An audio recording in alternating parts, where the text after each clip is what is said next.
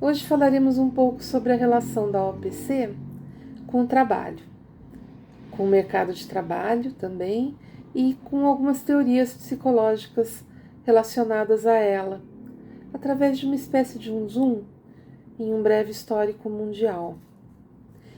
Começaremos então com a definição dos seus objetivos, né? A OPC ela tem como objetivo auxiliar as pessoas nos seus processos de escolhas profissionais.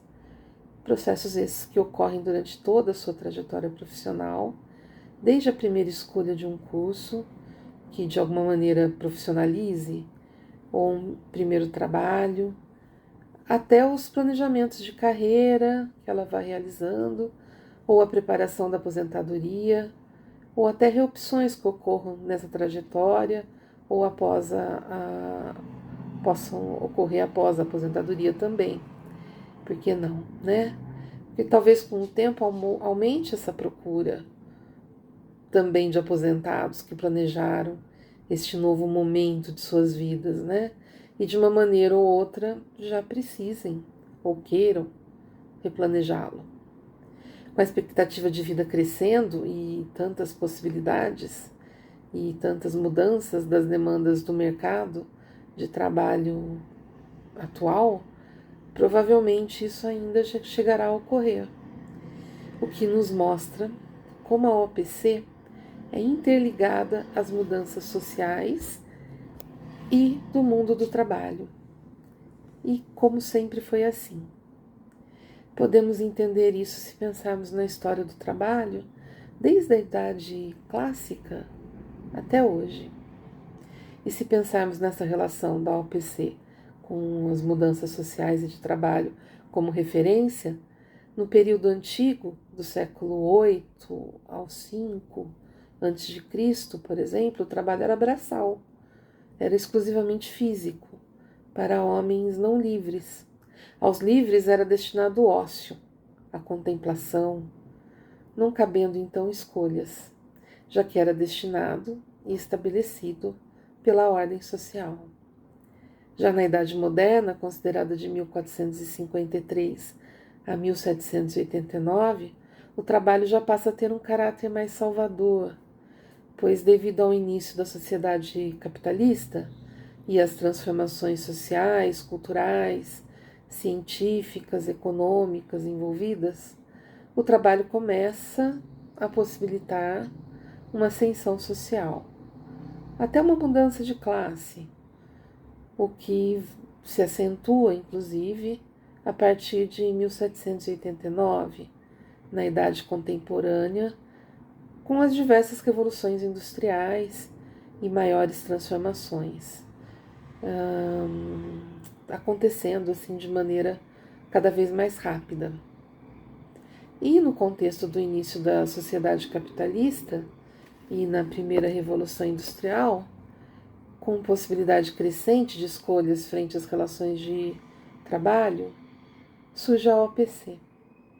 Mas ela surge com o intuito de selecionar profissionais que otimizassem o serviço nas indústrias, com pouca chance de acidentes de trabalho, inclusive, né? Mas atendendo às necessidades das indústrias, principalmente. Bom, então, ainda mundialmente, inicia-se no começo do século XX, nos Estados Unidos, com o Frank Parsons, que é considerado o pai da OPC, com seu livro Choosing a Vocation, que propõe 3 passos: analisar as características do indivíduo, analisar as características das ocupações e o cruzamento dessas análises, dessas informações levantadas.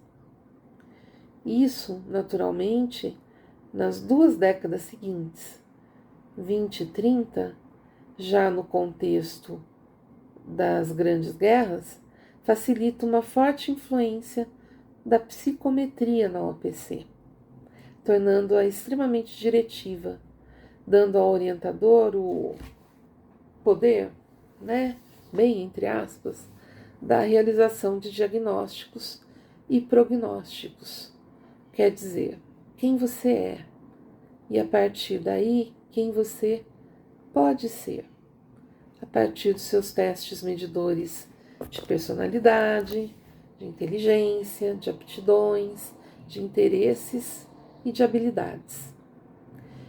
Já na década de 40, surge com a influência da teoria centrada no cliente, de Carl Roger, a possibilidade para o OPC de valorizar a atividade, o ser ativo, a participação do orientando no seu próprio processo, que se torna então não diretivo, dando ao orientador o poder da decisão. Na década de 50, essa decisão, essa escolha profissional do orientando, é sugerida por Donald Super, um dos grandes pensadores, em sua teoria do desenvolvimento vocacional, como parte de um processo que vai acontecendo através de 5 diferentes etapas do desenvolvimento humano ao longo da vida, seria da infância até a velhice. Essas etapas são por ele definidas no desenvolvimento vocacional como crescimento, que é até os 14 anos de idade, sendo dos 4 aos 10 a fantasia, dos 11 e 12 os interesses e dos 13 e 14 as capacidades. A etapa de exploração dos 15 aos 24 anos, sendo dos 15 aos 17 a fantasia, dos 18 aos 21 uma maior consideração da realidade, e dos 22 aos 24 uma escolha e uma relação mais direta com a profissão.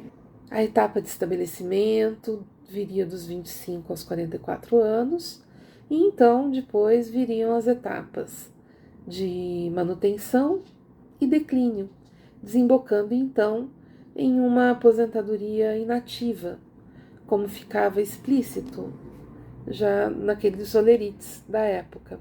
É claro que de início já podemos lembrar que essa seria uma divisão didática, pois não seria possível encaixar a todos em um cronograma tão preciso, já que cada indivíduo possui um ritmo e tempo próprio. Mas como definição de etapas mais ou menos contínuas, sequenciais, eram muito válidas de serem consideradas. E agora, inclusive, para ilustrar a forma como se davam o desenvolvimento vocacional até há pouco tempo atrás. Estas definições de etapas hoje se encontram já ultrapassadas, a partir da etapa de estabilidade e manutenção, e de declínio, e também de aposentadoria inativa, como costumava ser vista e colocada nos olerites. Atualmente temos visto o mercado de trabalho atual exigindo mais dinamismo, mais flexibilidade, mais criatividade dos profissionais na relação com o trabalho, com as funções e postos de trabalho que podem se extinguir, podem se recriar, se fundir com outras profissões, retirando de cena a antiga passividade, estabilidade, manutenção de antes e, consequentemente, retirando o declínio no final da vida que levava à aposentadoria inativa.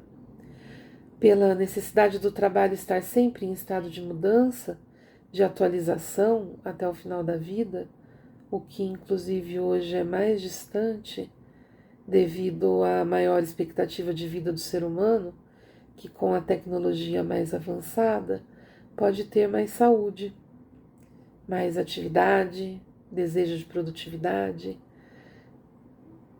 por muito mais tempo, O que o leva, inclusive, podemos sugerir, a uma etapa nova, que seria o planejamento de uma aposentadoria ativa e a produtividade pós-aposentadoria. Continuando o nosso histórico, ainda na década de 50, mundialmente, temos a teoria tipológica do John Holland, que propunha a importância dos diferentes tipos de personalidade dos indivíduos, refletindo nos interesses profissionais e definindo seus ambientes e seus grupos de trabalho. E é interessante percebermos, e eu espero que isso vá ficando mais claro para vocês no decorrer deste curso, como todas essas teorias influenciaram e estão de alguma maneira presentes na complexidade que é o atendimento em OPC, agora, nos dias de hoje, pós-modernos, né, em pleno século XXI. E na próxima aula nós nos vemos então para continuar um pouquinho da história agora no Brasil. Um grande abraço, até já!